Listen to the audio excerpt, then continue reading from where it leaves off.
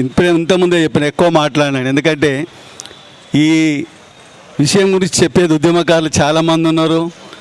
అందులో పోరాటం చేసి ఎలాంటి ఫలితం పొందకుండా నష్టపోయిన వాళ్ళు చాలామంది ఉన్నారు. నష్టపోయిన దాంట్లో మొదటి వ్యక్తి మన ముందు విగ్రహ రూపంలో ఉన్నాడు. ఎందుకంటే నేను చాలాసార్లు చూస్తుంటా, నాది కూడా సుదీర్ఘంగా రాజకీయాలు ఉన్నాయి కాబట్టి, మనం సామాన్యంగా ఎవరన్నా ఎండకు పోతూ ఒక అరువు మీద కూర్చుంటే మంచి హృదయం గల వాళ్ళు, అయ్యా రోపడికి రా, ఎండకి ఎందుకు కూర్చుంటావు, రోపడికి వచ్చి నీ నీళ్ళు తాగు బిడ్డ అని పిలుస్తాడు. ఆ నీళ్ళు అయిన తర్వాత కూర్చొని అతను పోయి జీవితం అంతా జ్ఞాపకం ఉంచుకుంటాడు. ఎందుకంటే అరే పలాని ఊరికి పోయినప్పుడు పాపం ఆయన నేను అరుగు మీద కూర్చుంటే ఆ గ్లాస్ నీళ్ళు ఇచ్చిందని.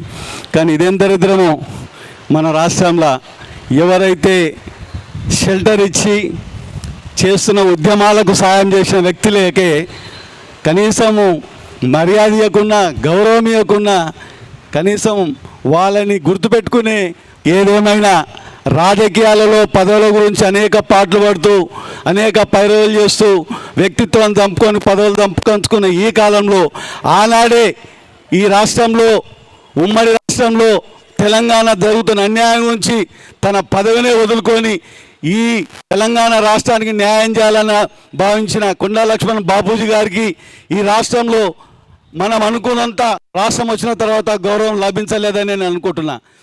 నేను నాయకులందరికీ పెద్దలు చాలామంది అనుభవం ఒకటే విజ్ఞప్తి చేస్తే విరమిస్తా.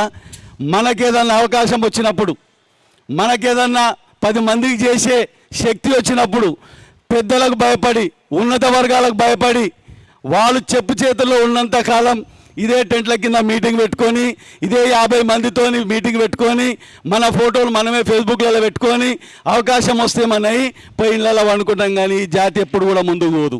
అవకాశం వచ్చినప్పుడు పోరాటం చేయాలి, పెద్దలతో గట్టిగా మాట్లాడాలి, ఈ వర్గాలకు న్యాయం చేయమని కొట్లాడాలి. అప్పుడే బీసీలు అన్న వాళ్ళకు బీసీలకు న్యాయం జరుగుతుంది.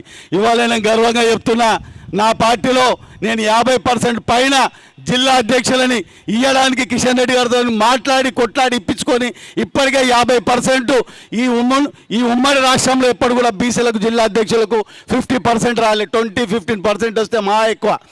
మండల అధ్యక్షులకు కూడా దాదాపు 900 చిల్లర ఉంటే 500 మండల అధ్యక్షులకు బీసీలకు ఇప్పించినాం. వాళ్ళే మెలుగబడతారో చూద్దాం. ఇప్పుడు వాళ్ళకి ఇప్పటిదాకా మాకు అవకాశం రాలే, అవకాశం వస్తే మేము చూపిస్తామన్నారు. ఇదే విధంగా మనం కూడా ఎక్కడ అవకాశం అయిపోయింది. దీని చరిత్ర చెప్పుకుంటూ పోవద్దు. దీన్ని మార్చడానికి మనం అందరం ప్రయత్నం చేసినప్పుడే కొండా లక్ష్మణ్ బాపూజీ గారి ఆశయాలని నెరవేర్చిన వారు అవుతామని ఈ అవకాశం ఇచ్చిన పెద్దలకు ధన్యవాదాలు.